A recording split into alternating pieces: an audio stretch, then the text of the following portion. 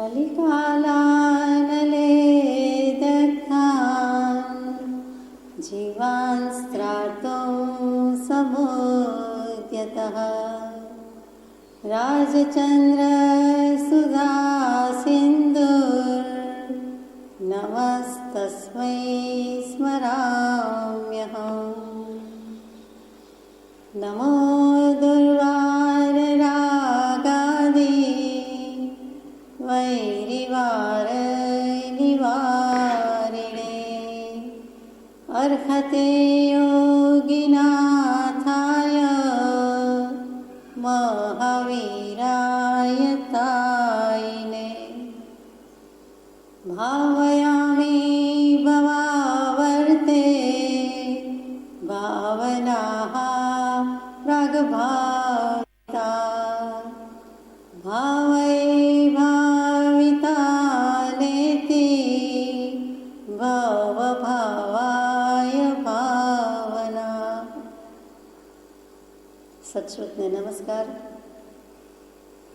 कारक त्रिपुटीने नमस्कार, असीम उपकारी आत्माने नमस्कार, महावित्रोने नमस्कार, महाविત્રો સમાન મુરબ્બીઓ, મુમુક્ષુને નમસ્કાર। પરમ કૃપાળુ દેવ પ્રણીત વચનામૃતજી ક્રમાંક 10 ક્રમાંક 16 ભાવનાબોધ અંતર્ગત દ્વાદશાનુપ્રેક્ષારૂપ દર્શન અને તેમાં પાન નંબર 33 લગભગ અંતમાં મહાવીરનો એક સમય માત્ર પણ સંસારનો ઉપદેશ નથી, એના સઘળા પ્રવચનોમાં એણે એ જ પ્રદર્શિત કર્યું છે તેમ તેવું સ્વાચરણથી સિદ્ધ પણ કરી આપ્યું છે। મહાવીરત્વ પ્રગટાવ્યું છે અને એમણે સાબિત કરી બતાવ્યું છે કે એક સમય માત્ર પણ પ્રમાદ કરવા યોગ્ય નથી। એવી જ રીતે પરમ શિષ્ય કહો, પ્રથમ શિષ્ય કહો તે ગૌતમ ગણધરને પણ એમણે એ જ સદુપદેશ આપ્યો, ઉર્ફે અર્થાત આપણને પણ એ જ આપ્યો છે। કંચનવર્ણી કાયા, યશોદા જેવી રાણી, અઢળક સામ્રાજ્યલક્ષ્મી અને મહાપ્રતાપી સ્વજન પરિવારનો સમૂહ છતાં તેની મોહિનીને ઉતારી દઈ જ્ઞાન દર્શન યોગ પરાયણ થઈ એણે જે અદ્ભુતતા દર્શાવી છે તે અનુપમ છે। એનું એ જ રહસ્ય પ્રકાશ કરતા પવિત્ર ઉત્તરાધ્યન સૂત્રમાં 8મા અધ્યાયની પહેલી ગાથામાં કપિળ કેવડીની સમીપે તત્વાભિલાષીના મુખ કમળથી મહાવીર કહેવરાવે છે કે તે લઈએ તે પહેલાં મહાવીર સ્વામીએ મહાવીરત્વ પ્રગટાવ્યું, વીરત્વ પ્રગટાવ્યું તો તેમાં કેટલી કેટલી વૃદ્ધિ સિદ્ધિ સમૃદ્ધિનો ત્યાગ કર્યો છે। એ કંચનવર્ણી કાયા, પોતાના કંઈ દેહમાં શરીરમાં કાયામાં તકલીફ ન હતી, કોઈ ઉપાધિ ન હતી, કોઈ વ્યાધિ ન હતી, તેમ છતાં એ શરીરને એનો સ્વભાવ જ વિનાશી જાણીને, નશ્વરતા જાણીને સર્વસંગ પરિત્યાગ કર્યો। એ કંચનવર્ણી કાયા પ્રત્યે સામું વાળીને જોયું નથી, પાછું વાળીને જોયું નથી, એને બરાબરની તપાવી છે। દેહ સાધન છે પણ કષ્ટો આપ્યા છે। એ કંચનવર્ણી કાયાને સ્વરૂપમાં પ્રતપન કરાવી છે એટલે તેનો પણ એને ત્યાગ કરી દીધો। યશોદા જેવી રાણી, ત્રિશલા નંદનથી વિખ્યાત છે મહાવીર સ્વામી, પણ યશોદા પતિથી વિખ્યાત નથી, આપણે ભૂલી જઈએ છીએ તો કે તે મહાવીર સ્વામીને ઘરે સંસારમાં, વૈભવમાં, એશમાં, સામ્રાજ્ય ભોગવવામાં કોઈ કચાશ કમી ન હતી, બધું જ ભરપૂર હતું અને ભોગવી ન શકે એવા પણ ન હતા કે શરીરમાં વ્યાધિ થયો હોય, તેમ છતાં છોડી દીધું છે। તો યશોદાજીને પણ છોડી દીધા। અઢળક રાજ્ય લક્ષ્મી, ભાઈ મોટા ભાઈ નંદીવર્ધનનું રાજ્ય, પણ પછી પોતે પણ એ રાજ્યલક્ષ્મી સામું જોયું નથી કે મને ભાગ જોઈએ છે, મારે ભોગવવું છે, એવો સવાલ જ નથી। મહાવીર સ્વામી સંબંધી આપણે આવો વિકલ્પ વિચાર કરી શકતા જ નથી, પણ કૃપાળુદેવે વિચારણાર્થે મૂક્યું છે અને મહાપ્રતાપી સ્વજન પરિવારનો સમૂહ પણ એમને રોકી શક્યો નથી। બે જ ભાઈ મહાવિત્ર ગયા પછી બે જ ભાઈ અને એમની અતૂટ પ્રીતિ છતાં મોટા ભાઈની આજ્ઞામાં રહ્યા, એમની ઈચ્છા હતી ત્યાં સુધી 2 વર્ષ એમણે પરાણે અનાસક્ત ભાવે સંસારમાં રહ્યા, પણ પછી તો છેલ્લે જે કરવાનું હતું તે સંસારનો પરિત્યાગ કર્યો જ। એવું જ દૃષ્ટાંત પરમ પૂજ્ય બ્રહ્મચારીજીનું, એમણે પણ મોટા ભાઈને જવું હોય તો સંસાર ત્યાગીને જે કંઈ કરવું હોય આત્મકલ્યાણ એની છૂટ આપી, એને પહેલો પ્રેફરન્સ આપ્યો કે હું સંસારથી ભાગી છૂટતો નથી, આપને કરવું હોય તો આપનો પહેલો હક છે, નહીં તો પછી મને કરવાની અનુમતિ આપો, સંમતિ આપો। એ મહાવીરનું અનુસરણ કર્યું કહેવાય, મહાવીરના માર્ગનું અનુસરણી કહેવાય, એવી બુદ્ધિ કહેવાય। તો આવું કરીને મહાવીર સ્વામીએ શું કર્યું તો કે જ્ઞાન દર્શન યોગ પરાયણ થઈ એણે જે અદ્ભુતતા દર્શાવી છે તે અનુપમ છે. ત્યાં અદ્ભુતતા દર્શાવી છે. કહ્યું આત્મા થઈને રહ્યો, સર્વજ્ઞતા પ્રગટાવી, વીરત્વ પ્રગટાવ્યું. કેવી રીતે? જ્ઞાન દર્શન યોગ પરાયણ થઈ. તેમાં બધું કહી દીધું. મુક્તિ સાધી, મોક્ષે ગયા એમ લખવાની બદલે પરમ કૃપાદેવ કેવું લખે છે કે મન વચન કાયાના યોગ પાસેથી કામ તો લીધું જ છે, સાધન છે ને લેવાનું જ છે, પણ જ્ઞાન દર્શન યોગ પરાયણ થયા. આત્માના મુખ્ય બે ગુણ જ્ઞાન અને દર્શન.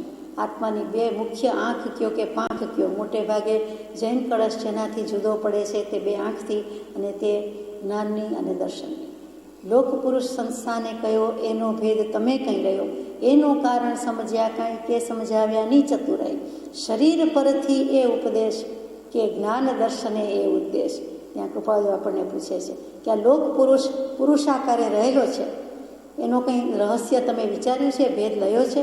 તો શું છે? તો કે શરીર પરથી ઉપદેશ છે કે બસ પુરુષાકારે છે, પુરુષ પર્યાયી હોય એવો આકાર છે? એમ નથી. પણ ખરેખર શું છે? તો કે કાં તો તમે જણાવો, કાં તો પછી હું તમને જણાવું કે સુણો. અને એમ કહીને પછી જવાબ આપી દે છે. શું આપે છે? તો કે જ્ઞાન દર્શન. એટલે જ્ઞાન દર્શન છે તે બે આંખ છે, અને જે કાંઈ છે તે જ્ઞાનથી છે, દર્શનથી છે. જ્ઞાન દર્શન ઉપયોગથી છે. જ્ઞાન દર્શન ગુણ, જ્ઞાન દર્શન ગુણની પર્યાય કેવી હોય તો તે જ્ઞાન ઉપયોગ અને દર્શન ઉપયોગ. એટલે અહીંયા દ્રવ્ય ગુણ પર્યાયની વાત મૂકી દીધી. જ્ઞાન દર્શન લખતા આત્મા, દ્રવ્ય, એના ગુણ, એની પર્યાય, એનું પરિણમન, અને એમાં પરાયણ થવાનું છે. સમયે પર્યાય તો પલટાય છે, જ્ઞાન પર્યાય કે દર્શન પર્યાય. તો દર્શન ઉપયોગ તો જ્યાં છે ત્યાં છે, એ સ્થિર છે. આપણે કોઈ વાર વાત થઈ છે, ફરીથી કહેવાય જાય છે કે કંઈ પણ જોયું એટલે સામાન્યપણે વ્યાપ આવ્યો, એઝ એ હોલ ગ્રાસ્પ લીધો, તે દર્શન ઉપયોગ છે. તે નિર્વિકલ્પ છે, તેમાં નિરાકારતા છે, પણ બીજું કાંઈ નથી, બસ છે. પોતાનું અસ્તિત્વ છે આત્માનું, અને સામે જે કંઈ જોયું તે દર્શન ઉપયોગ છે. ક્યાં સુધી દર્શન ઉપયોગ છે? જ્યાં સુધી જ્ઞાન ઉપયોગ એના પર આવતો નથી ત્યાં સુધી. જ્ઞાન ઉપયોગનું કામ શું છે? તો કે વિકલ્પ કરવાનું, વિચાર કરવાનું, કાંઈ ને કાંઈ જ્ઞાન કરવાનું. આ પુસ્તક છે, આ પુસ્તક રાખવાનું સ્ટેન્ડ છે. આ માઇક છે, આ માઇક રાખવાનું સ્ટેન્ડ છે. આ ટેબલ છે, આ ખુરશી છે, આ કેમેરા છે, આ કેમેરાનો ટ્રાયપોડ છે. તો એ જે બધો ભાવ છે એને વસ્તુનું લક્ષણ, એનું નામ આવડે, એનું ઓળખાણ થાય, અથવા તો સ્વાદથી, રૂપથી, દેખાવથી, અથવા નાનું મોટું, સારું ખરાબ જે કંઈ છે તે વિચારો કે વિકલ્પો કરીએ છીએ, તે જ્ઞાન ઉપયોગની બોલબાલા છે, જ્ઞાન ઉપયોગની બલિહારી છે. એ જ્ઞાન ઉપયોગ સાકાર ઉપયોગ છે, અને દર્શન ઉપયોગ છે તે નિરાકાર નિર્વિકલ્પ ઉપયોગ છે. અહીંયા કૃપાદેવે મૂક્યું કે મહાવીર સ્વામીએ શું કર્યું છે? તો આ બધો ત્યાગ, સર્વસંગ પરિત્યાગ કર્યો, પછી ધ્યાન ધર્યો ન લખ્યું, કાયદેસર કર્યો એમ નથી લખ્યું, ભિક્ષા માટે ગયા તેમ નથી લખ્યું. અહીંયા જે લખ્યું છે થ્રુ આઉટ કર્યું છે, શુક્લ ધ્યાનની શ્રેણી સુધી કરેલું છે, કેવળ જ્ઞાન પછી પણ કરેલું છે, તે જ્ઞાન દર્શન યોગ પરાયણ થયું. એટલે જે કાંઈ પરાયણ, તત્પર, એમાં જ મુસ્તાક રહ્યા, એની મસ્તીમાં જ રહ્યા, એનો જ ઉપયોગ કર્યો, એમાં મગ્ન રહ્યા. શેમાં? જ્ઞાન ઉપયોગ, દર્શન ઉપયોગ. તો જ્ઞાન ઉપયોગનું કામ તો વિચાર કરવાનું, મનન કરવાનું છે. તો કે શ્રુતની વિચારણા જ્યારે ચાલે છે, શબ્દની વિચારણા ચાલે છે, શુક્લ ધ્યાનમાં પણ શ્રુતનો એક અક્ષર કે એક શબ્દ લઈને વિચાર કરે છે, ત્યારે આપણે કોઈ વખત વાત થઈ છે, ફરી કહેવાય જાય છે, તો જે અર્થ, યોગ, સંક્રાંત થાય છે, વગેરે થાય છે, એમાં ઉપયોગ તો છે, એમાં જ્ઞાન ઉપયોગ છે. એટલે જ્ઞાન ઉપયોગનું કામ છેક સુધી છે. તો જ્ઞાન ઉપયોગ અને દર્શન ઉપયોગ બેય પાસેથી કામ લીધું છે, અને એમાં પરાયણ થયા છે, અને છેવટનું કેવળ જ્ઞાન સિદ્ધિ કે મોક્ષ પામ્યા છે. આપણે જે શરૂઆતમાં વાત કરી કે દર્શન ઉપયોગ, તો દર્શન ઉપયોગમાં સ્થિતિ કરી નાખીએ તો આત્માને ત્યાં ને ત્યાં સમ્યક દર્શન થાય છે, આત્માનુભવ થાય છે, પોતાને પોતાના સ્વરૂપનું ભાન વેદાય છે. એ નાની સૂની વાત નથી. અને એક કૃપાળદેવે અહીં લખી દીધી છે કે જ્ઞાન દર્શન યોગ પરાયણ. એટલે જ્યાં દર્શન થયું, જ્યાં નિરાકારતા આવી, જ્યાં નિર્વિકલ્પતા આવી, એટલે તરત જ ત્યાં પોતે પોતાનું સ્વરૂપ સંભાળી લીધું કે હું આત્મા છું, અને જાગૃતિ સિવાય, અસ્તિત્વ સિવાય કાંઈ જ નથી. અને કાંઈ જ નથી એટલે તેને પોતાના સ્વરૂપનું ભાન થયું. પોતે તો છે ને છે, પોતે પોતાથી સંતાઈ છુપાઈ શકે તેમ નથી. તો આત્માનું સ્વરૂપ તો ત્યાં જ છે. એટલે દર્શન ઉપયોગમાં સ્થિતિ કરે ત્યારે જ્ઞાન ઉપયોગ પાસેથી કામ ન લે, એની પાસે જાય નહીં, પોતે કોઈ વિકલ્પ ન કરે, પોતે કોઈ વિચાર ન કરે, પોતે કોઈ ભાવ ન કરે, પોતે કોઈ શબ્દ મંત્રનું અવલંબન પણ ન લે. માત્ર હું આત્મા છું એવો પણ વિકલ્પ નથી. તો અત્યારે બોલાય છે, પછીનું વિશ્લેષણ છે. અગર પહેલાંનું વિશ્લેષણ છે, પણ તે વખતે સ્થિતિ થાય છે ત્યારે તો સહજ સ્વરૂપની સ્થિતિમાં ભાનમાં બરાબર પ્રવર્તે છે. માત્ર હું છું એ ભાવ, એ ભાન એટલું જ વેદાય છે, એટલું જ રહે છે. અને તેને જ અવેરનેસ કીધી, તેને જ જાગૃતિ કીધી, અને તેને જ એક્ઝિસ્ટન્સ, અસ્તિત્વ ભાવ કીધો. પોતાનું અસ્તિત્વ છે અને સાબિત કરી દેવાનું છે. તો મહાવીર સ્વામીએ અહીંયા જે જ્ઞાન દર્શન યોગ શબ્દ લખ્યો છે, જેમાં ઉપયોગ આવી જાય છે કે જ્ઞાન દર્શનના ઉપયોગને જોડીને, એમાં પરાયણ થઈને, એટલે એમાં લીન થઈને, એમાં એકાગ્ર થઈને, એક કહેતા જાતમાં અને એકાગ્ર કહેતા ધ્યાન, આત્મધ્યાન, એકને આગળ રાખીને જ વિચારણા કરવી, ચાલવું, હરવું, ફરવું, સ્થિર થવું, તે એકાગ્રતા, તે આત્મસ્થિરતા, તે આત્મધ્યાન. તો જે અદ્ભુતતા દર્શાવી છે કે તે મહાવીર થઈને રહ્યો, આત્મા સર્વજ્ઞ થઈને થયો, એટલે કે આત્મા થઈને બેઠો, બોલ્યો કે રહ્યો, તે અનુપમ છે. તેને કોઈ ઉપમા આપી શકાતી નથી. એનું એ જ રહસ્ય પ્રકાશ કરતા પવિત્ર ઉત્તરાધ્યન સૂત્રના 8મા અધ્યાયની પહેલી ગાથામાં કપિલ કેવડી શું કહે છે તે મૂક્યું છે. પોતે લખે છે, પણ પોતે કપિલ કેવડીના મુખે કહેતા હોય તેવી રીતે લખે છે, તેને યાદ કર્યું છે. એટલે કપિલ કેવડીના મુખે જે મુકાયું છે અધ્યયન, તે ઉત્તરાધ્યનજી સૂત્ર. અને ઉત્તરાધ્યનજી સૂત્રના 36 અધ્યયન, એની 1720 ગાથા, કુલ ગાથા 1720, આંકડો યાદ રહી જાય, સરવાળો 10 કે 100.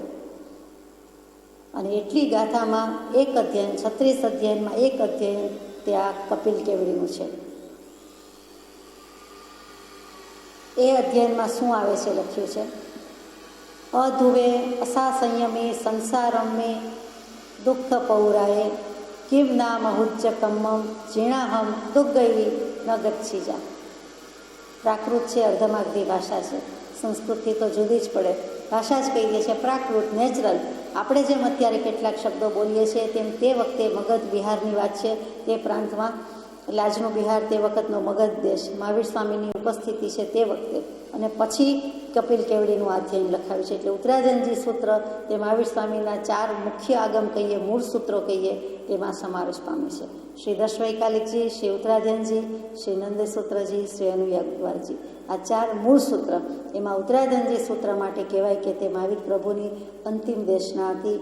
એકી સાથે કલાકોના કલાકો સુધી, પ્રહરોના પ્રહરો સુધી આપેલી તે અંતિમ દેશના તે ઉત્તરાધ્યનજી સૂત્રના 36 અધ્યયન. અને એ 36 અધ્યયનમાં એક અધ્યયનમાં કપિલ કેવડીની વાત મૂકી છે. અને કપિલ કેવડી કોણ? તો કે સાંખ્ય દર્શનના પ્રણેતા કપિલ નહીં, પણ કપિલ કેવડી એટલે કપિલ નામનો કૌશાંબી નગરીનો એક નાનો બ્રાહ્મણ. અને એને એમ થયું કે હું વિદ્યાભ્યાસ કરું. પછી કોઈ રાજા દાન આપે છે તો 2 માસા સોનું લઈ આવું, પ્રભાતમાં પહેલો આવે ને આપે છે, હું જઈ ચડું. તો એ વિદ્યાભ્યાસ કરવો છે, 2 માસામાં શું થાય એમ કરતાં કરતાં મારે આટલું જોઈએ, ઉત્કટ ઉહાપો થાય છે. લગ્ન કરે છે, વિદ્યાભ્યાસ કરે છે, લગ્નમાં પડે છે, સંસારમાં પડે છે, જંજાળમાં પડે છે. તૃષ્ણા એની પીછો મૂકતી નથી. અને તૃષ્ણાના મોહમાં ને લોભમાં એ વિચાર કરતાં ઉત્કટ મનોમંથન થાય છે. અને એના અંતે કહી દે છે, શું કહી દે છે કે હું આત્મા છું અને મારે મારા આત્માનું જ્ઞાન જોઈએ છે. કેવલ જ્ઞાનને વરે છે, કપિલ કેવડી થઈ ગયા. એટલે કેટલી જીવની નિમિત્ત કેવું થાય છે, ક્યાંથી ક્યાં થાય છે. સંપૂર્ણપણે જાણે નિર્ધન હોય એમ લાગતું હતું કે આટલું ધન લઈને હું કંઈક ભણું, અભ્યાસ કરું કે સંસાર માંડું, એમાંથી તૃષ્ણાનો અંત નથી. આટલું માગીને શું એમ કરતાં છેવટે એ કેવલ જ્ઞાનને પામે. તો એ કૈવલ્ય કમળા લઈ ગયા, પણ એને શું ભાવ થયો હશે તો અહીંયા કૃપાળુ મૂકે છે.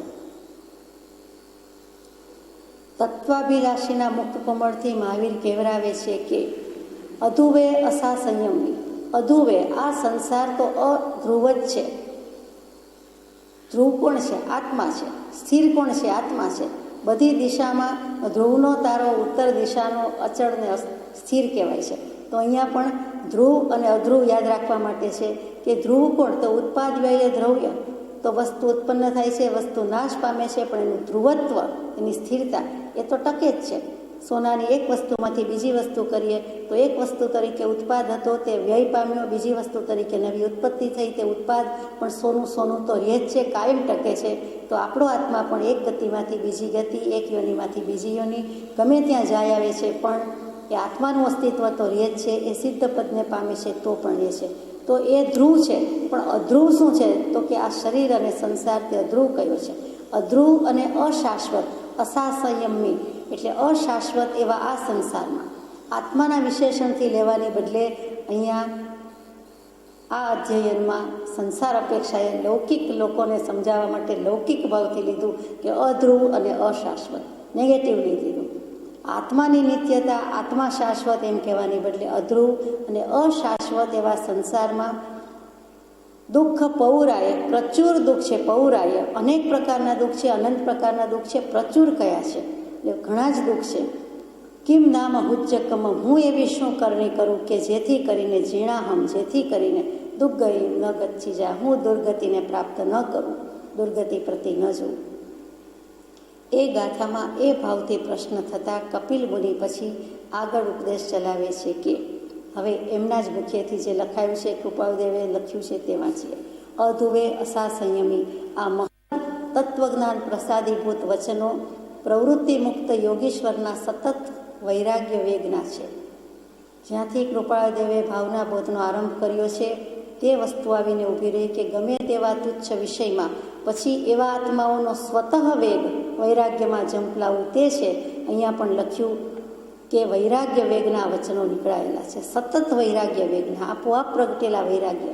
અને મહદ, મહાન, મોટી, મહતી તત્વજ્ઞાન પ્રસાદીભૂત, તત્વજ્ઞાન કહેતા અહીંયા આત્મજ્ઞાન, આત્મજ્ઞાન વડે આજે પ્રસાદિત થયા છે, કૃપાપાત્ર થયા છે તેવા વચનો છે. આત્મજ્ઞાનની પ્રાપ્તિ થઈ, પ્રસાદી પ્રાપ્ત થઈ, એની કૃપા થઈ પછી નીકળેલા વચનો છે એમ કહેવું છે તે યોગેશ્વરના સતત વૈરાગ્ય વેગના છે. જુઓ, એકલા ત્યાગ વૈરાગ્યથી આત્મજ્ઞાન થતું નથી, અને આત્મજ્ઞાન થવા માટે વૈરાગ્ય જોઈએ છે એ પણ એટલી જ સાચી વાત છે. એટલે વૈરાગ્યાદી સફળ તો જો સહ આત્મજ્ઞાન, તેમજ આત્મજ્ઞાનની પ્રાપ્તિ તણા નિદાન, કારણ પરિણામ બંનેમાં વૈરાગ્ય છે જે વિતરાગતા બક્ષે છે. અતિ બુદ્ધિશાળીને સંસાર પણ ઉત્તમ રૂપે માન્ય રાખે છે, છતાં તે બુદ્ધિશાળીઓ તેનો ત્યાગ કરે છે. સંસારમાં બુદ્ધિશાળીઓનો ખપ પણ એટલો જ છે, જરૂર છે જ. તો સંસાર તો બુદ્ધિશાળીને માન્ય કરે જ છે, શાણા સજ્જનોનો એને ખપ છે, એને માન આપે છે, પાંચમાં પૂજે છે, તેમ છતાં બુદ્ધિશાળીઓ શું કરે છે? સંસારનો ત્યાગ. લોકોને, સમાજને, સંઘને બુદ્ધિશાળીઓ જોઈએ છે, ખપે છે, પણ બુદ્ધિશાળી કહે છે કે મને તમારો સંઘનો, સંસારનો ખપ નથી, મારે જવું છે ક્યાંક બીજે જવું છે, તમારી સાથે વસવું નથી, રહેવું નથી. સારા માણસોની તો બધે ખોટ હોય. આપણે ઘણીવાર કહીએ છીએ કે ઈશ્વરના દરબારમાં પણ શાણા માણસોની ખોટ છે અથવા જરૂર પડે છે, અને સજ્જનો ત્યાં પણ જાય છે. પણ ઈશ્વરનો દરબાર એટલે શું? કરતા ઈશ્વર કોઈ નહીં, ઈશ્વર શુદ્ધ સ્વભાવ. શુદ્ધ સ્વભાવને આશ્રય કોનો છે? તો કે સ્વભાવને કોઈનો આશ્રય નથી, આત્મા શુદ્ધ સ્વભાવના આશ્રય રહે છે. એટલે આત્મા ઈશ્વરના દરબારમાં પહોંચે છે એમ કહીએ છીએ તે શુદ્ધ સ્વભાવનો આશ્રય છે, શુદ્ધ ઉપયોગનો છે, શુદ્ધ ભાવનું ધ્યાન છે અને શુદ્ધ ઉપયોગનું ધ્યાન છે, તેની વાત કરી. તો તે બુદ્ધિશાળીઓ સંસારનો ત્યાગ કરે છે. એ તત્વજ્ઞાનનો સ્તુતિપાત્ર ચમત્કાર છે. આત્મજ્ઞાન પામ્યા, તત્વજ્ઞાન પામ્યા એટલે વખાણવા લાયક આ ચમત્કાર છે કે જેથી કરીને બુદ્ધિશાળીઓ સંસાર છોડી દે છે. એ અતિ મેધાવીઓ અંતે પુરુષાર્થની સ્ફૂર્ણા કરી મહાયોગ સાધી આત્માના તિમિરપટને ટાળે છે.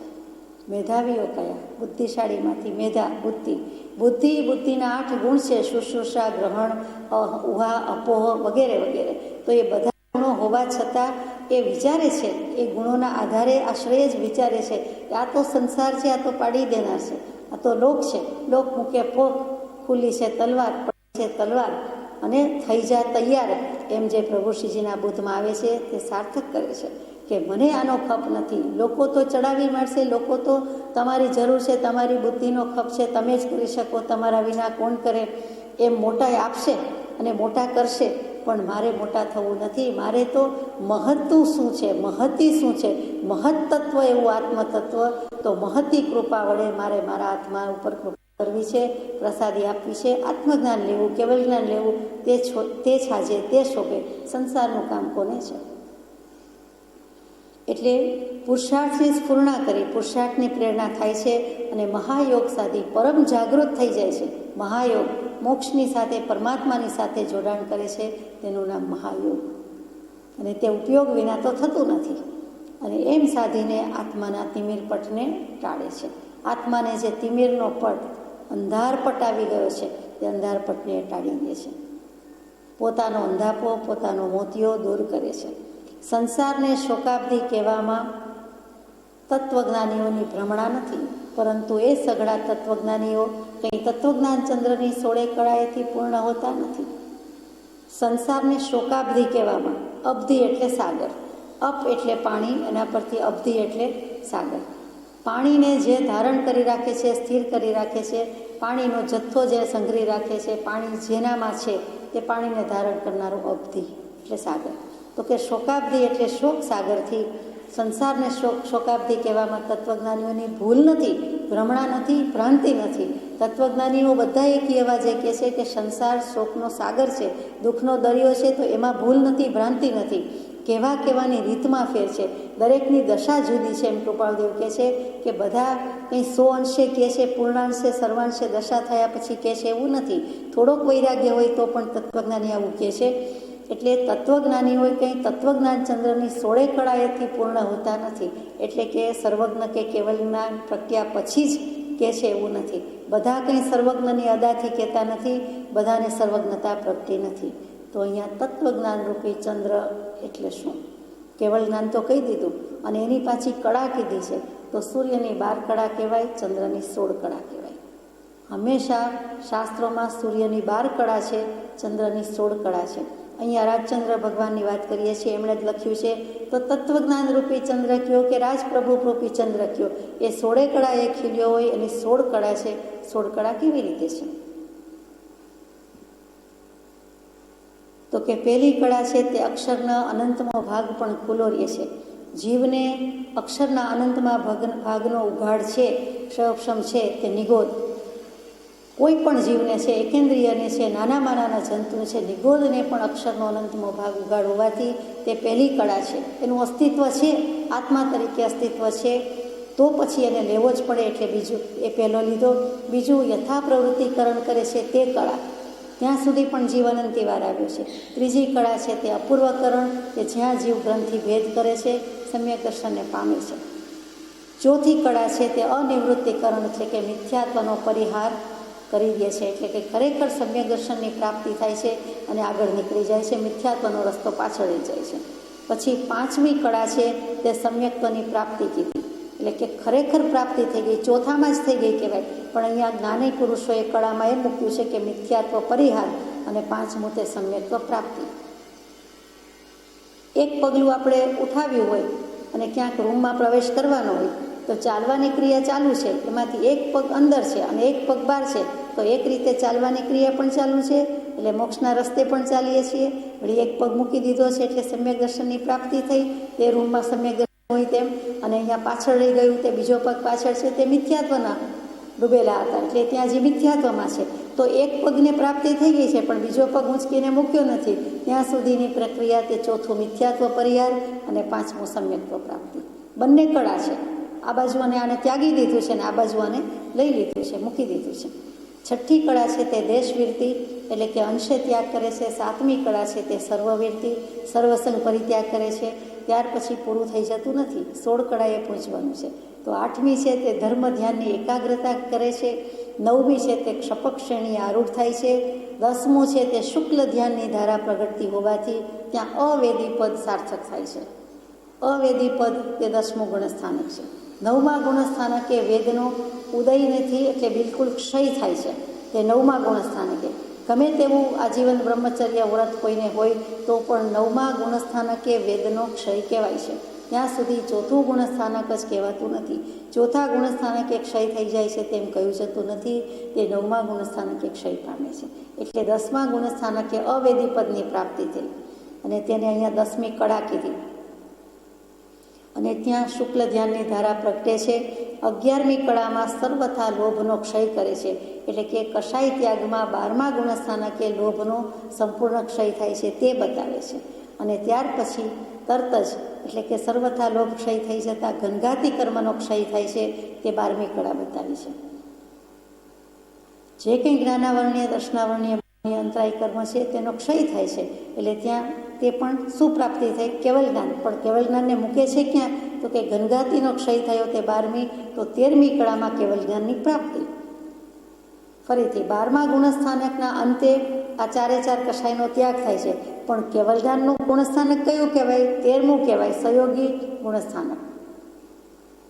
અને ત્યાર પછી 13મા ગુણસ્થાનકે પણ કેવલ જ્ઞાન કહેવાય છે અને 13મી કળા પણ કેવલ જ્ઞાન પ્રગટે તે છે.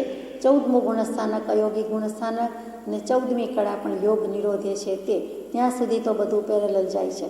પછી 15-16માં શું આવ્યું? તો કે 15માં સર્વથા કર્મનો ક્ષય, મન વચન કાયાના યોગ નિરુંધી દીધા અને અયોગી ગુણસ્થાનક આવી ગયું, એટલે કે પ્રાપ્ત કરી લીધું. આગલામાં શું હતું કે મન વચન કાયાના યોગ રૂંધવાની પ્રક્રિયા શરૂ કરી. હવે 5 અક્ષર બોલાય, 5 રસ્વ સ્વર બોલાય, અ આ ઈ ઋ. એટલી વખતમાં તો જીવ મોક્ષે જતો રહે છે. તો ત્યાં સુધી તો થયું ને. 5 રસ્વ સ્વર બોલાય તેટલો સમય પણ જ્ઞાની પુરુષના જ્ઞાનની બાકાત નથી. એને પણ અપવાદરૂપ નથી લીધો. એને પણ નિયમમાં સિદ્ધાંત કેવો છે કે સૂક્ષ્મમાં સૂક્ષ્મ નિરૂપણ છે કે આખી દુનિયામાં અનંતકાળમાં એ જીવના મોક્ષગામી, મોક્ષે જઈ રહેલા જીવના 5 સમયનો હિસાબ શું? 5 સ્વર બોલાતા સમયનો હિસાબ શું? તો એ કળા કહી દીધી. તો એ અયોગી ગુણસ્થાનકની શરૂઆત હતી. 15મી કળામાં એનો પૂરી થાય છે, પ્રક્રિયા પૂરી થાય છે. એટલે કે શૈલેષીકરણની પ્રક્રિયા પૂરી થઈ ગઈ. અને 16મી કળા એટલે જે વિધિન નો ટાઈમ, એક સમયમાં જ સિદ્ધ પદને પ્રાપ્ત કરે છે, સિદ્ધશિલા પર બિરાજમાન થાય છે તે. એટલે 16મી કળા ત્યારે પૂરી થઈ છે. તો તત્વજ્ઞાન રૂપી ચંદ્રની આ 16 કળા છે. કેવલ જ્ઞાન અને ગુણસ્થાનક, અયોગી ગુણસ્થાનક અને છેવટે સિદ્ધ પદની, પરમપદની પ્રાપ્તિ. એટલે કૃપાદેવે સઘળા તત્વજ્ઞાનીઓ સર્વજ્ઞ હોતા નથી એમ નહીં લખ્યું, પણ સઘળા તત્વજ્ઞાનીઓ કંઈ તત્વજ્ઞાન રૂપી ચંદ્રની કળાથી પૂર્ણ હોતા નથી એમ લખ્યું. આ લખવાની શૈલી જુઓ. સીધે સીધું નહીં કે એને બધાને કંઈ 100 માર્ક્સ આવતા નથી, 100માંથી 100 આવતા નથી, પણ જેને આવ્યા છે એને કેટલા, તો આ રીતે બતાવ્યું કે 16 કળાએ ખીલી ગયા છે. આ જ કારણથી સર્વજ્ઞ મહાવીરના વચન તત્વજ્ઞાનને માટે જે પ્રમાણ આપે છે તે મહદભૂત, સર્વમાન્ય અને કેવળ મંગળમય છે. એક વિશેષણ કેવું આપ્યું છે કે મહાવીર સ્વામીના વચન શું કામ પ્રમાણભૂત માનવા? તો કે તત્વજ્ઞાન રૂપી ચંદ્રની 16 કળાએ ખીલી ગયા છે માટે સંપૂર્ણતા પ્રગટી છે, સર્વજ્ઞતા પ્રગટી છે.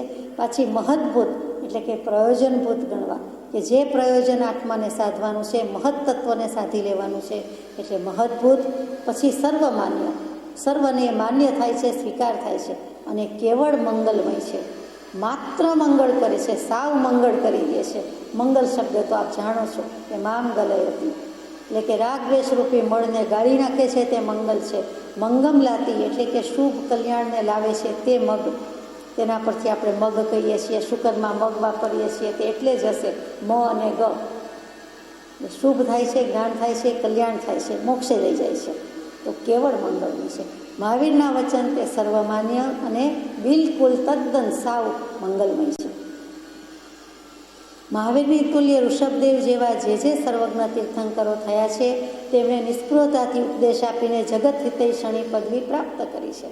એકલા મહાવીર સ્વામી થયા છે એમ નથી. આ કાળની અપેક્ષાએ ઋષભદેવ ભગવાનથી માંડીને મહાવીર સ્વામી સુધીના જે તીર્થંકરો થયા છે તેમનો ઉપદેશ કેવો છે? તો કે કોઈ સ્પૃહા નથી, કોઈ ઈચ્છા ઈચ્છના અભિલાષા નથી, એમને કોઈ સ્વાર્થ નથી, કાંઈ જોઈતું નથી, કોઈ અપેક્ષા નથી. આપણી પાસેથી, જીવો પાસેથી, જગતવાસી જીવો પાસેથી કાંઈ જોઈતું નથી. પોતે નિષ્પૃહ હતા, થયા, રહ્યા. એનો જ બોધ આપ્યો, એનો જ ઉપદેશ આપ્યો અને એમ કરીને શેની પદવી પ્રાપ્ત કરી? જગત હિતૈષણી, જગતના જીવોનું હિત ઈચ્છનાર. જગત હિતૈષણી પદવી કોને મળે? તો કે જગતમાં શાસ્ત્રોમાં 9 પદવી આપી છે. એમાં સૌથી પહેલી પદવી આપ જાણો છો તેમ તીર્થંકર, જગતનું હિત કરનારી. તો જગતનું હિત તો સામાન્ય સદગુરુ પણ કરે છે. તો કે 9 પદવીમાં મૂક્યું છે. પહેલી તીર્થંકર, બીજી ચક્રવર્તી, ત્રીજી વાસુદેવ, ચોથી બળદેવ, 5મી માંડલિક, 6ઠ્ઠી કેવડી, 7મી સાધુ, 8મું શાવક અને 9મું સમકીર્તિ. આ 9 પદવીમાં પ્રથમ પદવીના ધણી થઈ ગયા ત્યાંને કહેવાય કે નિષ્પૃહતાથી ઉપદેશ આપ્યો અને જગત હિતૈષીની પદવી પ્રાપ્ત કરી છે. સકલ જગત હિતકારિણી, હારિણી, તારિણી, ભવાબ્ધિ મોક્ષચારિણી પ્રમાણી છે. જીનેશ્વરની વાણીમાં ગાઈએ છે સકલ જગત હિતકારિણી. તો એ જ જીનેશ્વર દેવ છે, એમની વાણી હિતકારી હોય, સકલ જગતની હિતકારી હોય, તો પોતે તો જગત હિતકાર હોય, એમાં નવાઈ નથી. તો શબ્દ કેવો યોજ્યો છે? જગત હિતૈષણી. જગતનું, જગતના જીવોનું, 3 લોકના નાથ કહીએ છીએ અને કેટલાય બધા સ્તુતિમાં આપણે શબ્દો મૂકીએ છીએ. જય વીરાયમાં તો કેટલી બધી સ્તુતિમાં આવે, નમોત્વણવની સ્તુતિમાં કેટલા બધા શબ્દો આવે, તો એમાં 8 શબ્દો આવે. જગતના નાથ, જગતના ઈશ્વર, ત્રિલોકનાથા, ત્રિલોકપતિ, ત્રિલોક ઈશ્વર બધું કહીએ છીએ. તો કે ત્રિભુવન, ત્રિલોકના નાથ, જગતના હિત કરતા. અહીંયા તીર્થંકરની પદવીની વાત મૂકી છે. સંસારમાં એકાંત અને જે અનંત ભરપૂર તાપ છે તે તાપ 3 પ્રકારના છે: આધિ, વ્યાધિ અને ઉપાધિ. એથી મુક્ત થવા માટે પ્રત્યેક તત્વજ્ઞાનીઓ કહેતા આવ્યા છે. સંસારમાં એકાંત તે સાવ જ બિલકુલ એકલો તાપ ને તાપ છે, પણ કોઈ માનતા નથી આપણે. એટલે ભગવાન કહે છે એકાંત છે, અનંત છે, ભરપૂર છે. ભરપૂર હોવાથી આપણને તાપ લાગતો જ હોય, આપણે માનીએ કે નહીં, પણ આપણે માનતા નથી એમ ભગવાનને લાગે છે. આધિ, વ્યાધિ ને ઉપાધિ જો લાગતો હોય તો તાપ સંતાપમાં રહેવાનું પસંદ કરીએ ન કરીએ, પણ તાપ વચ્ચે ટેસ્ટથી રહીએ છીએ, લાગતો જ નથી એમ માનીને રહીએ છીએ. સહન કરતા હોઈએ, સહન કરી શકીએ છીએ, એ અદાથી રહીએ છીએ કે અમે તો એને ખમી જઈએ છીએ, સહી લઈએ છીએ અને છતાંય સંસારમાં ટકી રહ્યા છીએ. આધિ કોને કહીએ? તો કે માનસિક વ્યથા કે રોગ. વ્યાધિ કોને કહીએ? શારીરિક રોગ વેદના હોય તે. અને ઉપાધિ કોને કહીએ? તન મનની ઉપાધિ વાત તો આવી ગઈ, તો પછી ઉપાધિ કોને કહીએ? તો કે જે કંઈ બાહ્ય કારણોથી ઉપાધિ કરી છે, બાહ્ય કારણોથી જે કાંઈ કર્યું છે તે. દેહ, તન અને મન તો આવી ગયું, પોતાનો દેહ, પોતાનો મન, પોતાનો આત્મા. પણ દેહાદિક પદાર્થો, દેહ સિવાયના જે કોઈ પદાર્થો સાથે પ્રીતિ કરી, દેહાદિક સગાવાલા, આપ્તજન, સ્વજન સ્વીકાર્યા માન્યા, પોતાના હજી પણ માને છે, તો એ બધા પ્રત્યે પ્રીતિ કરવા જેવું નથી. કોઈ સંબંધ બધા જ ક્ષણિક હોવાથી તેમાં રહેવા જેવું નથી. એ બધી ઉપાધિ છે. ઉપાધિ ક્યાંથી થાય છે? તો કે જે પર પદાર્થ છે એને કારણે ઉપજે છે તે. બેઠા છીએ ટેસ્ટથી ને કોઈ સમાચાર આવે ને ઉઠવું ને જવું પડે તે. ઉપાધિ આવે, વાવાઝોડું થાય, કુદરતી આફત આવે, ધરતીકંપ થાય, એ સિવાય પણ કાંઈક એવું થાય, અથવા કાંઈ ન થાય અને અચાનક જ અહીંયા ને અહીંયા જ કોઈ દિવાલ ધસી પડે ને કોઈ પાણી આવે ને કોઈ આગ લાગે ને કોઈ સિંહ વાઘ આવી જાય ને ખિસકોલીને નાગ આવી જાય તોય ઉપાધિ લાગે કે અત્યારે ઉંદર ક્યાંથી આવ્યો ને અત્યારે ખિસકોલી ક્યાંથી આવી અને અત્યારે ગરોળી કેમ આવી. તો આ બધા જે છે તે ઉપાધિ છે. નાની મોટી આફત ઉપાધિ કાંઈ ઓછી નથી, સમયે છે એમ કહીએ તો ચાલે. મુનિને તો 22 પરિસ જ પીડે, પણ સંસારીને ગૃહસ્થને તો અગણિત એની કેળે રે. એમ બ્રહ્મચારીજીએ પ્રજ્ઞાબોધમાં સુંદર લખ્યું છે. એથી મુક્ત થવા માટે પ્રત્યેક તત્વજ્ઞાનીઓ કહેતા આવ્યા છે ત્રિવિધ તાપથી મુક્ત થવું છે. કેવી રીતે થવાય પૂછે છે, લખે છે: સંસાર ત્યાગ, શમ, દમ, દયા, શાંતિ, ક્ષમા, ધૃતિ, અપ્રભુત્વ, ગુરુજનનો વિનય, વિવેક, નિસ્પૃહતા, બ્રહ્મચર્ય, સમ્યક્ત્વ અને જ્ઞાન, એનું સેવન કરવું. બધા સદ્ગુણની યાદી આપી દીધી છે. શમ, કશાયનું ઉપશમન કરવું તે. દમ, ઇન્દ્રિયોનું દમન કરવું તે. દયા, કોઈ પણ જીવ માટે તનથી, મનથી કે વચનથી કે આત્માથી, મન, વચન, કાયા અને આત્માથી દયાભાવ રાખવો, અનુકંપા રાખવી તે. શાંતિ, સમાઈ જવું, ભ્રાંતિની બદલે મિથ્યાત્વનો ત્યાગ કરતાં કરતાં શાંતિમાં આવવું, સહન કરવું, શાંત રહેવું. ક્ષુધા, ક્ષમા, એ પણ ઉત્તમ ક્ષમા તો સ્વભાવમાં રહેવું તે છે, પણ કંઈ પણ ખમી ખોનવું, સહન કરવું તે ક્ષમા, સહી લેવું. ધૃતિ, ધીરજ જ લગભગ ગણો તો ચાલે, એ મોટો ગુણ છે, એ પણ રાખવા જેવો છે. અપ્રભુત્વ એટલે મોટાઈ નહીં તે, એટલે કે નમ્રતા, લઘુતા લખવાની બદલે અપ્રભુત્વ. નાની નાની વાતમાં આપણને મોટાઈ આવી જાય છે. હું તો કેટલો નમ્ર, લઘુ, વિનયી છું એનું પણ મોટાઈ આવી જાય છે, માન આવી જાય છે. કે અત્યારે બહુ વિનય ગુણ દેખાતો નથી પણ ખામી છે, પણ હું તો વિનયવાળો કે વિનયવાળા છીએ, તો ત્યાં આપણને અપ્રભુત્વ ભાવ નથી, ત્યાં મોટાઈ આવી ગઈ, મોટાઈ વેદાઈ જાય છે અને એ વધારે ખરાબ છે.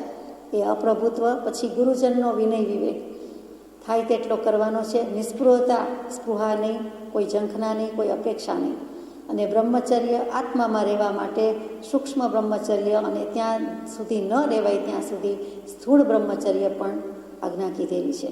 અને સમ્યક્ત્વ અને એનું જ્ઞાન અને એનું સેવન કરવું. સમ્યક દર્શન શું, સમ્યક જ્ઞાન શું, અને એ જાણીને એનું સેવન કરવું. હવે નેગેટિવ વાત આવે છે. ક્રોધ, લોભ, માન, માયા, અનુરાગ, અણરાગ, વિષય, હિંસા, શોક, અજ્ઞાન, મિથ્યાત્વ, એ સગડાનો ત્યાગ કરવો. આ બધા દુર્ગુણો, અવગુણો કયા. કશાય ભાવ કયા, ક્રોધ માન માયા લોક તો જાણીએ છીએ. કૃપાળુદેવે ક્રમ સુંદર મૂક્યો છે. ક્રોધ પછી લોભ મૂક્યો, પછી માન, પછી માયા મૂક્યું છે, પછી અનુરાગ અને અણરાગ મૂક્યું છે. અનુરાગ એટલે તો રાગ સમજાય છે. અણરાગ શું? તો કે રાગ ન હોવો તે વિતરાગતા એમ નહીં, વૈરાગ્ય એમ નહીં. અણરાગ એટલે રાગનો પ્રતિપક્ષી. તો રાગનો પ્રતિપક્ષી વિતરાગ નથી કેવું, અણરાગ કહેતા રાગનો પ્રતિપક્ષી એવો દ્વેષ રાગની સાથે જાય, સહજારીપણે પણ પ્રાપ્ત થાય છે, હોય છે, જતો હોય છે, તે પણ દ્વેષ કહેવાય છે. તો અનુરાગ અને અણરાગ, અનુરાગમાં રાગ આવ્યો, અણરાગમાં દ્વેષ આવ્યો. પછી વિષય, 5 ઇન્દ્રિયના જે કોઈ વિષય છે તે હિંસા, શોક, અજ્ઞાન અને મિથ્યાત્વ. એક એક શબ્દ લખવામાં કે બોલવામાં કંઈ વાર લાગતી નથી. એક એક સદગુણ અવગુણ વિશે કંઈ બોલતા વાર લાગતી નથી, સાંભળતા વાર લાગતી નથી, લખતા પણ એટલી વાર લાગતી નથી, પણ કાઢવામાં અનંત કાળ કાઢી નાખ્યો. અને તોય છેલ્લે એમ જ બોલવાનું આવ્યું કે નહીં એક સદગુણ પણ મુખ બતાવું છું. એક આત્માનો સદગુણ સમ્યક્ત્વ એ જ પ્રગટ્યો નહીં તો હું મોઢું બતાડવાને લાયક નથી. ટૂંકમાં મિથ્યાત્વ પણ લખી દીધું, એ સઘળાનો ત્યાગ કરવો. આમ સર્વ દર્શનનો સામાન્ય રીતે સાર છે. એટલે કે મોટાભાગના દર્શનમાં પાયાનું શિક્ષણ તો ઘણું સરખું છે કે પાયો તો મજબૂત જોઈએ, બધા જ નીતિનો, પ્રામાણિકતાનો અને સદગુણનો બોધ કરે છે, તે સાર છે. નીચેના 2 ચરણમાં એ સાર સમાવેશ પામી જાય છે. કયા 2 ચરણ છે? તો કે પ્રભુ ભજો નીતિ સજો પરઠો પરોપકાર. આખું મહાભારત થઈ ગયું અને આખી વિદુર નીતિ એ ઉદ્યોગ પર્વની આખી વિદુર નીતિ, મહાભારતનો સાર શું? તો આ 2 જ વસ્તુ, પ્રભુ ભજો નીતિ સજો પરઠો પરોપકાર. આ વેદ વ્યાસનું વચન છે, જેવું તેવું નથી. અષ્ટાદશ પુરાણ અને શ્રીમદ ભાગવતનો સાર તો કે પ્રભુ ભજો નીતિ સજો. એમાં નીતિશાસ્ત્ર આવી ગયું, આત્મ સ્વરૂપને ભજવાની વાત આવી ગઈ. અને પછી પરઠો પરોપકાર, તો કે પરોપકાર કરો, પરોપકાર પછી પરઠો લખ્યું છે. તો પરઠો શું? તો કે પરાર્થ, ઉત્તમ આત્માર્થ, પારકાનું હિત, સાથે સાથે શ્રેષ્ઠ પોતે એનું પણ હિત, નિજ હિત અને પરહિત. અને પરોપકાર લખ્યું. સ્થાપિત કરો, કરાર કરો, ઠરાવ કરો, જે કહો તે પરઠોનો અર્થ થાય. પ્રસ્થાપિત કરો, પાકું કરો એટલે ઠરાવ કરો, ઠેરવો અને કરો પણ પરોપકાર કરો. ખરે, કોઈની સરનેમ હોય છે, લાસ્ટ નેમ હોય ખરે, પંજાબીમાં હોય મોટે ભાગે. ખેર નથી, ખરેખર નથી, ખરે. એ ઉપદેશ સ્તુતિપાત્ર છે. એ ખરેખરના અર્થમાં જ છે કે ખરે, અરે નહીં, ખરે, ખરેખર. એ ઉપદેશ સ્તુતિપાત્ર છે. એ ઉપદેશ આપવામાં કોઈએ કોઈ પ્રકારની અને કોઈએ કોઈ પ્રકારની વિચક્ષણતા દર્શાવી છે. જુદી જુદી રીતે એ ડાયા, શાણા, બુદ્ધિવંતો, વિચક્ષણ પુરુષો, દીર્ઘ દૃષ્ટિ હતી, જોઈ શકતા હતા, આર્ષદૃષ્ટા હતા, એવા પુરુષોએ વિચક્ષણતાપૂર્વક મૂક્યું છે. એટલે બોધ જેવો તેવો નથી. એ સઘળા ઉદ્દેશે તો સમતુલ્ય દૃશ્ય થાય તેવું છે. એટલે કે આમ હેતુ, પ્રયોજન કે ધ્યેયની દૃષ્ટિએ જુઓ, ઉદ્દેશની રીતે દૃષ્ટિએ જુઓ તો બધા જ સમતુલ્ય છે. એટલે કે એક સરખા જ લાગે છે. આપણે કહીએ સર્વ ધર્મ સરખા છે, સર્વ દર્શન સરખા છે, બધાના રસ્તા જુદા છે, બાકી તો બધા એક જગ્યાએ જવાના છે, કે બધા એમ જ કહે છે, બધા એમ જ કહેતા નથી. એ ફરક છે. અહીંયા મૂક્યું કે સામાન્ય રીતે તો સરખા લાગે છે કે બધાને મોક્ષે જવાની વાત કરવી છે ને કહે છે. એટલે ઉદ્દેશ્ય તો સમદૃશ્ય દેખાય છે, સમતુલ્ય દૃશ્ય થાય એવું છે, લગભગ સરખા લાગે છે. પરંતુ સૂક્ષ્મ ઉપદેશક તરીકે શમણ ભગવંત તે સિદ્ધાર્થ રાજાનો પુત્ર પ્રથમ પદવીનો ધણી થઈ પડે છે. સિદ્ધાર્થનો પુત્ર સિદ્ધાર્થ નંદન તે પ્રભુ મહાવીર અને પ્રથમ પદવીનો ધણી થઈ પડે છે. 9 પદવીની વાત કરી, તેમાં પ્રથમ પદવી છે તીર્થંકરની. સાચું તીર્થ પ્રવર્તાવનાર તીર્થંકર, સાધુ સાધ્વી, શ્રાવક શ્રાવિકા, મુમુક્ષુ, ભવ્ય અને તીવ્ર મુમુક્ષુ અને મોક્ષાભિલાષીને, જિજ્ઞાસુને બધી વ્યાખ્યા કરનારા, સંપૂર્ણપણે બધું જણાવનારા કોણ? તો કે તે તીર્થંકર. અને કેવી રીતે આત્મા આત્મત્વને પામે, છેલ્લે કેવલત્વને પામે, કૈવલ્યને પામે, કેવળ જ્ઞાનને પામે, એનો સાંગોપાંગ ઉપદેશ આપ્યો હોય, પૂર્વાપર અવિરુદ્ધ આપ્યો હોય, નિરાગીપણે આપ્યો હોય, તો તે શ્રી તીર્થંકર દેવે આપ્યો છે. એટલે તે પ્રથમ પદવીનો ધણી છે. એટલે આપણી ભાષામાં પહેલો નંબર તો મહાવીર સ્વામીને આપવો પડે એમ ધીમેકથી લખી દીધું છે. આપણે તો પાછા 2 મહાવીર સ્વામી, એટલે બંને પહેલા નંબર. ટાઈ થાય એમ સાંભળ્યું આપણે કહીએ છીએ ને, ઘણી બાબતમાં ટાઈ થાય, અને આ તો ટાઈ થઈ એમ પણ નહીં કહેવાય, કેમ કે વચ્ચે 2400 વર્ષનો ગેપ ગયો છે, એટલે કાંઈ વાંધો નથી. નિવૃત્તિને માટે જે વિષયો પૂર્વે જણાવ્યા તે વિષયોનું ખરું સ્વરૂપ સમજીને સર્વાંશે મંગળમય રૂપે બોધવામાં એ રાજપુત્ર વધી ગયો છે. શું કામ એ આગળ છે? તો કે વિષયનું ખરું સ્વરૂપ સમજ્યું છે, અને પછી સર્વાંશે કોઈ અંશ બાકી રહ્યો નથી. તત્વજ્ઞાન રૂપી ચંદ્રની 16 કળા ખીલી છે, સર્વજ્ઞતા પ્રગટી છે, અને પછી મૂકેલું છે. એટલે વિષયનું સ્વરૂપ સમજ્યા છે, આત્માનું સ્વરૂપ સમજ્યા છે, બરાબર બંને સમજી લીધું છે. એટલે વિવેક બરાબરનો છે, અને મંગળમય રૂપે બોધવામાં એ રાજ વધી એ માટે એને અનંત ધન્યવાદો છાયા છે. આપણે મહાવીર સ્વામીને ધન્યવાદ આપીએ છીએ. ધન્યવાદ એટલે શું? મને તો એમ કે મોટા હોય એ નાનાને ધન્યવાદ આપે, શાબાશી આપે, પીઠ થાબડે. તો પછી આપણે તો નાના, અને આપણે મહાવીર સ્વામીને ધન્યવાદ આપીશું કેવી રીતે? તો કે ધન્યવાદનો એક અર્થ શાબાશી, મુબારકબાદી, અભિનંદન, પીઠ થાબડવી તે પણ છે. બીજો ધન્યવાદનો અર્થ છે, હિન્દી ભાષામાં કહે છે છેલ્લે થેન્ક યુ. થેન્ક યુ કહેવાની બદલે શું કહે? ધન્યવાદ. એટલે કે આપનો આભાર, એ ધન્યવાદ. કે પ્રભુ આપનો શું ઉપકાર છે, શું અમારે આભાર માની શકીએ તેમ નથી, અમારી પાસે શબ્દ નથી. એટલે અનંત ધન્યવાદો સાજે છે, અનંત ઉપકાર છે, તે પ્રતિ ઉપકાર પાડવાને હું સર્વથા અસમર્થ છું. એવી જ રીતે પરમ પૂજ્ય બ્રહ્મચારીજી મંગલાચરણમાં આપણે ગાઈએ છીએ તે, જેણે જાણ્યો ખરો આત્મા, આત્માને અને અન્ય અક્ષય પૂર્ણ જ્ઞાની તે સિદ્ધને ધન્ય ધન્ય છે. તે સિદ્ધ પ્રભુને શાબાશી આપનાર પણ બ્રહ્મચારીજી એ ધન્યવાદ ગાય છે. ઉપકાર પણ છે, અને તમે તો ધન્ય થઈ ગયા છો, ઉપકાર છે મારા પર, અને શાબાશ એમ કહેવાય જાય છે. એટલે ત્યાં મુબારકબાદીનો અર્થ પણ છે, વધારે ઉપકાર. એ સઘળા વિષયોનું અનુકરણ કરવાનું શું પ્રયોજન વા શું પરિણામ, એનો વેળો હવે લઈએ. કે આ બધું કહી તો દીધું કે આ વિષયનું અનુકરણ કરવાથી શું પ્રયોજન, એનો ફાયદો, પરિણામ શું છે, એનું પ્રયોજન શું છે, એનું કારણ શું છે, હેતુ શું, કરવાથી શું ફાયદો, પ્રયોજનનો એક અર્થ તો સ્વાર્થ પણ થાય. એનો નિવેડો હવે લઈએ, એનો ફેંસલો લઈએ છે. સઘળા ઉપદેશકો એમ કહેતા આવ્યા છે કે એનું પરિણામ મુક્તિ પ્રાપ્ત કરવી, અને પ્રયોજન દુઃખની નિવૃત્તિ. ફળ શું, પરિણામ શું? તો કે મુક્તિ પ્રાપ્ત કરવી, મોક્ષે જવું તે. અને પ્રયોજન શું છે, ધ્યેય શું છે, સ્વાર્થ શું છે? તો મારે દુઃખ જોઈતા નથી, હવે દુઃખની નિવૃત્તિ, પાછા ફરવું છે. તો સંસારમાં તો દુઃખ જ છે, અને દુઃખથી નિવૃત્તવું છે, એનો અર્થ સંસારથી નિવૃત્તવું પડે. મોક્ષે જવું છે તો પછી 2 વસ્તુ સાથે જ છે. મુક્તિ પ્રાપ્ત કરવી, મોક્ષે જવું છે, અને દુઃખની એટલે સંસારની નિવૃત્તિ કરવી છે. અને એ જ માટે સર્વદર્શનમાં સામાન્ય રૂપે મુક્તિને અનુપમ શ્રેષ્ઠ કહી છે. સામાન્યપણે તો બધાએ જ મોક્ષનો ઉપદેશ કર્યો છે. સૂત્ર કૃતાંગની દ્વિતીયાંગના પ્રથમ સ્કંદના 6થા અધ્યાયની 24મી ગાથાના 3જા ચરણમાં કે નિર્વાણ શેઠા સૌવ ધમ્મા. દ્વાદશાંગી છે, પેલું આચરણ સૂત્ર, બીજું સ્વેગડાંગજી સૂત્ર.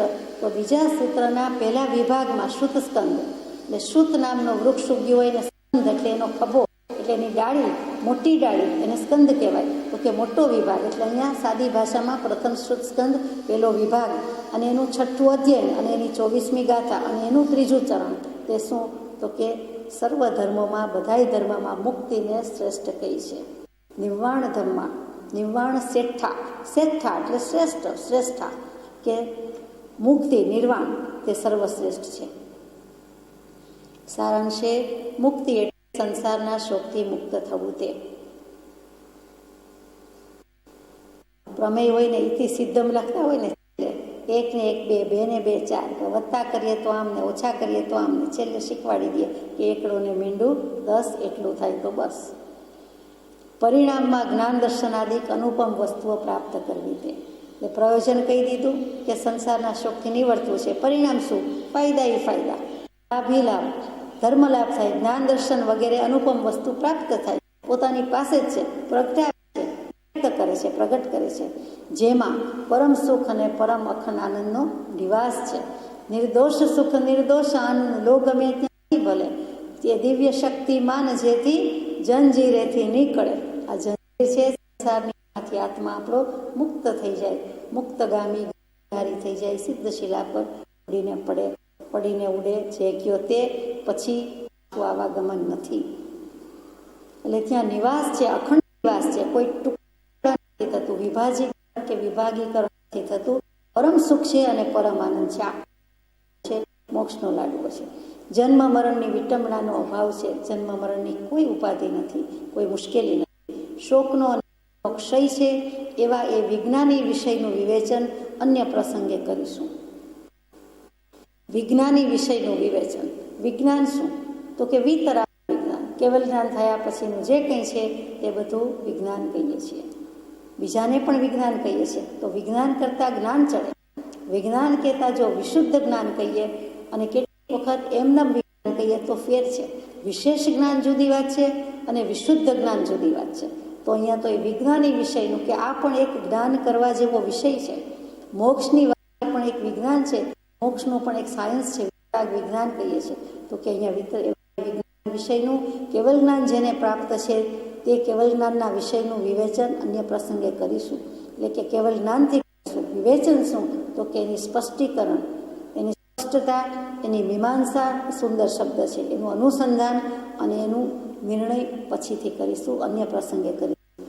સૌથી વધારે અનુસંધાન લાગવું પડે છે કે આવા વિષયનું અનુસંધાન આપણે આગળ પછીથી કરીશું. આ પણ વિના વિવાદે માન્ય રાખવું જોઈએ કે તે અનંત શોક અને અનંત દુઃખની નિવૃત્તિ એના એ જ સાંસારિક વિષયથી નથી. રુધિરથી રુધિરનો ડાઘ જતો નથી, પણ જળથી તેનો અભાવ છે. તેમ શૃંગારથી વા શૃંગાર મિશ્રિત ધર્મથી સંસારની નિવૃત્તિ નથી. એ જ માટે વૈરાગ્યનું આવશ્યકપણું નિસંશય ઠરે છે અને એ જ માટે વિતરાગના વચનમાં અનુરક્ત થવું ઉચિત છે. વિના વિવાદે રાખવું જોઈએ કે મતભેદ વિના એકી અવાજ સર્વસંમત થવું જોઈએ કે અનંત શોક અનંત દુઃખની નિવૃત્તિ એના એ જ સાંસારિક વિષયથી નથી. સંસારમાં દુઃખ છે, શોક છે, અનંત દુઃખ અનંત શોક છે, પણ એની નિવૃત્તિ એ વિષયથી નથી.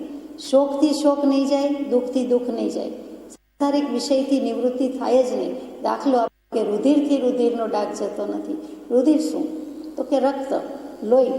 એ જ રુધિર એટલે કેસર પણ થાય, અને રુધિર એટલે મંગળનો કહીએ છીએ તે પણ થાય, પરવાળું કલર છે એ કલર એ. એટલે બધા જ શબ્દો લાગુ પડે છે. તો કે લોહીથી લોહીનો ડાઘ જતો નથી, કેસરથી કેસરનો ડાઘ જતો નથી, ગેરુથી ગેરુનો રંગ જતો નથી, મંગળથી મંગળનો ગ્રહનું નિવારણ થતું નથી. તો રુધિરથી રુધિરનો ડાઘ જતો નથી. સીધી સાદી વાત છે. પવિત્ર કરવું હોય, સ્વચ્છ કરવું હોય તો પાણી જોઈએ જ જોઈએ. આ દુનિયા પર આ વસ્તુને ધોવા માટે, સાફ કરવા માટે પાણી જોઈએ. તો અહીંયા કયું પાણી જોઈએ? તો કે પરમાર્થનું જળ, વૈરાગ્યનું જળ જોઈએ.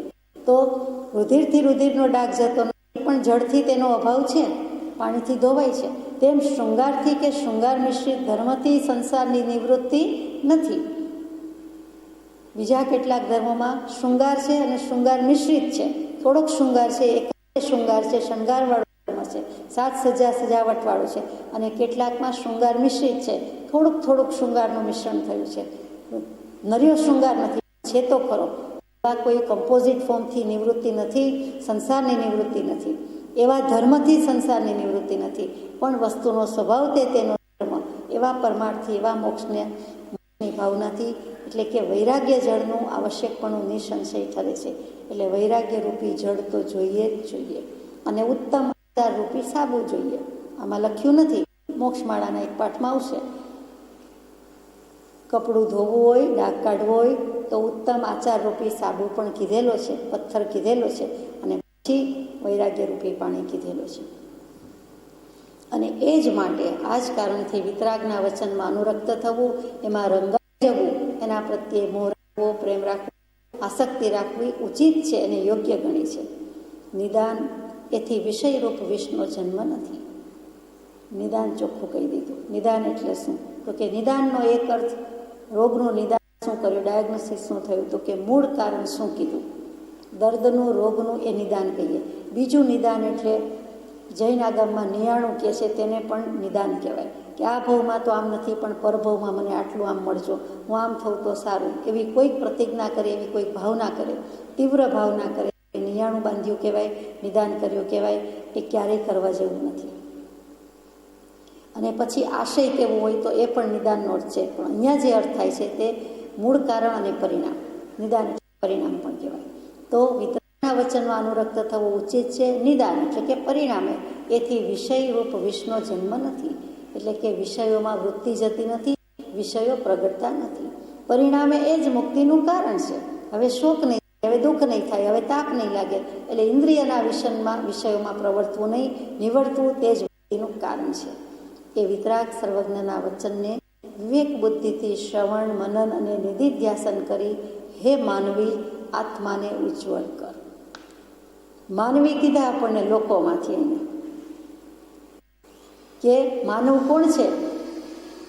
તો કે જે ખરેખર માનવ ભાવમાં આવીને કંઈક હિતાહિતનો, શુભાશુભનો વિવેક કરી શકે છે તેને માનવ કહેવાય છે. તે માનવતાના પાઠમાં, માનવના પાઠમાં આવશે કે બીજા તો મનુષ્યો છે, માણસ છે, પણ માણસ માનવ કહેવાય ક્યારે કહેવાય? તો કે હિત સાચું ખોટું વિચારી શકે છે. આ ધર્મ છે, આ અધર્મ છે, આ સંસાર છે, આ મોક્ષ છે, અને એના કારણ છે, ઉપાય છે, એવો કંઈક વિચાર કરે, વિવેક કરી શકે છે, તે માનવ છે.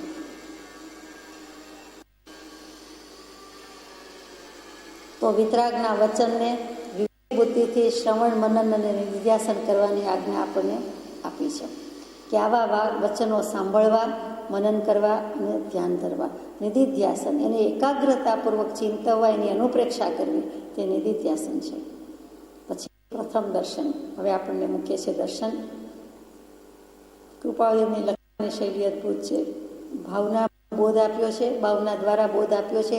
એ ભાવનામાં કેટલાક દર્શન મૂક્યા છે. જેમ દૃશ્ય મૂકે, ડ્રામા, નાટકના સંવાદના લખાતા હોય છે, કંઈ વચનો, સ્ક્રિપ્ટ લખાય ત્યારે જેમ દર્શન મૂકે છે કે દૃશ્ય મૂકે છે, તો અહીંયા કૃપાળુદેવે પ્રથમ દર્શન મૂક્યું કે વૈરાગ્ય બોધીની કેટલીક ભાવનાઓ એમાં ઉપદેશીશું.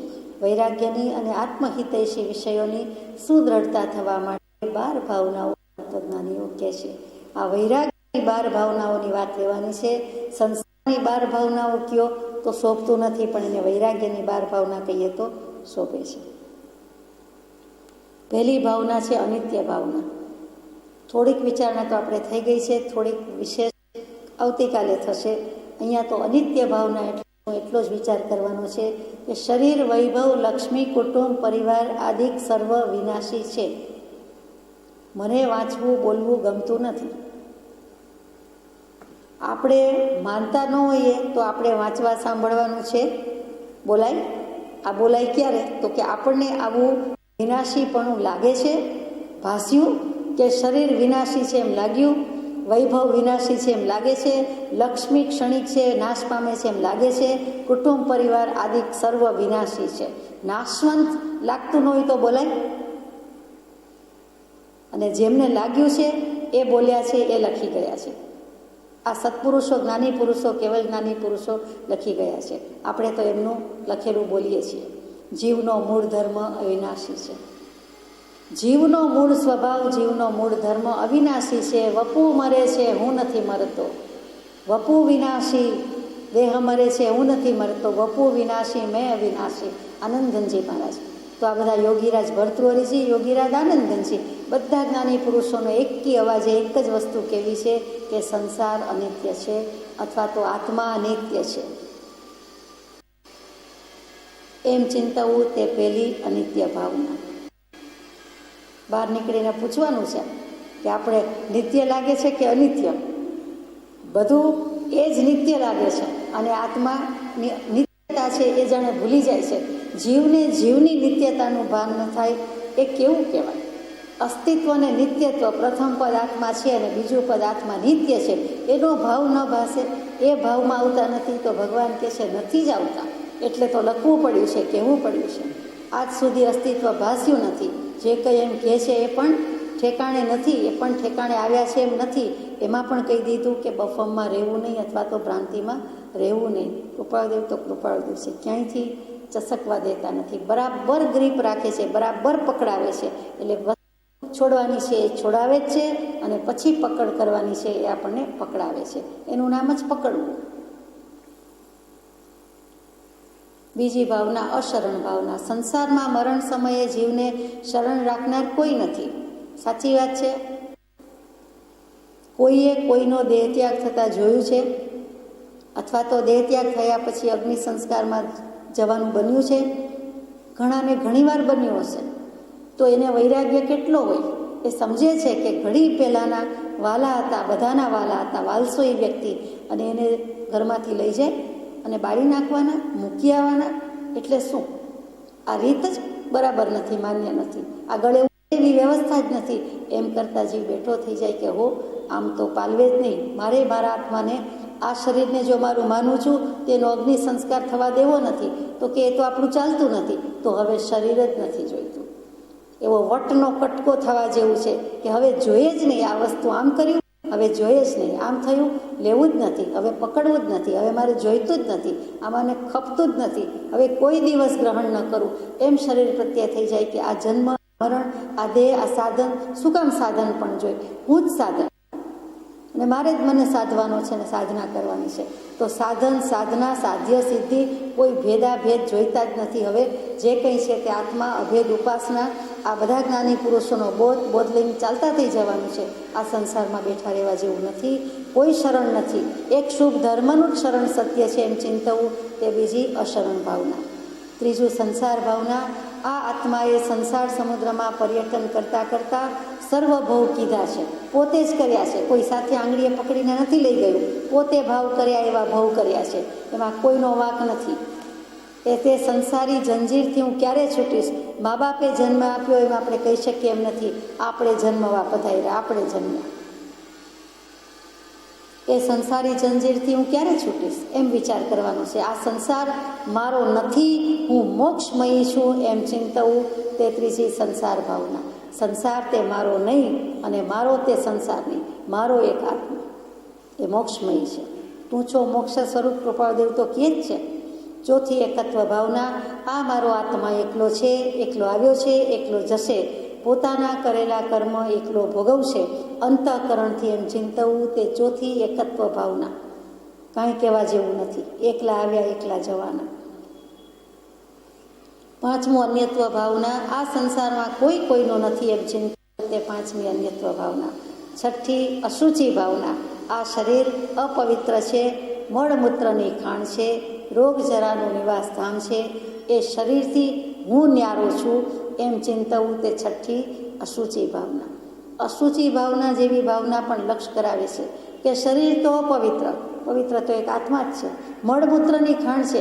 કેટલા કિલો ને કેટલા પાઉન્ડ ને કેટલા રતન ને કેટલા અંશ બધું હોય એ જીનાગમમાં લખેલું છે કે કોઈ પણ શરીરમાં, કોઈ પણ માનવ શરીરમાં આટલી આટલી વિષ્ટા, આટલું આટલું લોહી, આટલા આટલા માંસ આ પ્રમાણે રહેલું છે. પછી ઓછું વધતું હોય, પણ સામાન્યપણે આટલું હોય એ માપ આપેલું છે. હાડકાં વગેરેના માપ આપ્યા, પાંસળી વગેરેના આપ્યા તો બરાબર, અને સચોટ બિલકુલ સાચું. એક અંશ માત્ર ભૂલ નથી, મિનમેક નથી. હજુ ડૉક્ટર્સ કેટલું શોધી શક્યા નથી, વૈજ્ઞાનિકો શોધી શક્યા નથી, પણ જીનાગમમાં તો સ્પષ્ટ લખી દીધું છે. થોક બંધ, ઢગલા બંધ માહિતી છે. કમ્પ્યુટરમાં તો કેટલું આવે, આવીને લિમિટેડ આવે. આ લિમિટલેસ નોલેજ પછી પ્રગટેલું હોવાથી એ લિમિટલેસ છે, ઇન્ફિનિટ છે, અનંત વસ્તુ છે. સાતમી આશ્રવ ભાવના. રાગ, દ્વેષ, અજ્ઞાન, મિથ્યાત્વ ઇત્યાદિ સર્વ આશ્રવ છે એમ ચિંતવવું, તે રાગ, દ્વેષ, અજ્ઞાન, મિથ્યાત્વ બધા આશ્રવ છે. આ આશ્રવ આપણી તરફ સ્રવી રહ્યા છે, પ્રવાહ વહી રહ્યો છે. આપણે ભાવ કરીને કર્મવર્ગણાને બોલાવીએ છીએ એટલે કર્મવર્ગણા આવે છે, એમનેમ નહીં. આઠમી સંવર ભાવના. જ્ઞાન ધ્યાનમાં પ્રવર્તમાન થઈને જીવ નવા કર્મ બાંધે નહીં, તે હવે આવતા રોકવા, સંવરણ કરવું, અટકાવવું, તે જ્ઞાન ધ્યાનમાં પ્રવર્તમાન થવું. નવમી નિર્જરા ભાવના. જ્ઞાન સહિત ક્રિયા કરવી તે નિર્જરાનું કારણ છે એમ ચિંતવવું. અકામ નિર્જરા તો બહુ કરી, હવે સકામ કરવાની છે. 10મી લોક સ્વરૂપ ભાવના. 14 રાજલોકનું સ્વરૂપ વિચારવું, તે 10મી લોક સ્વરૂપ ભાવના. કે આ 14 રાજલોકમાં મારું અસ્તિત્વ તો આટલું જ છે, પણ જેવું તેવું નથી, કેમ કે હું આત્મા છું. 11મો બોધ સ્વરૂપ ભાવના, બોધ દુર્લભ ભાવના એ સંસારમાં ભમતા આત્માને સમ્યક જ્ઞાનની પ્રસાદી થવી દુર્લભ છે. વા સમ્યક જ્ઞાન પામ્યો તો ચારિત્ર સર્વવીર તે પરિણામરૂપ ધર્મ પામવો દુર્લભ છે. અને 12મી ધર્મ દુર્લભ ભાવના કે ધર્મના ઉપદેશક, શુદ્ધ શાસ્ત્રના બોધક એવા ગુરુ અને એનું શ્રવણ મળવું દુર્લભ છે. એવી 12મી દુર્લભ ભાવના. સજાત્મ સ્વરૂપ પરમ ગુરુ.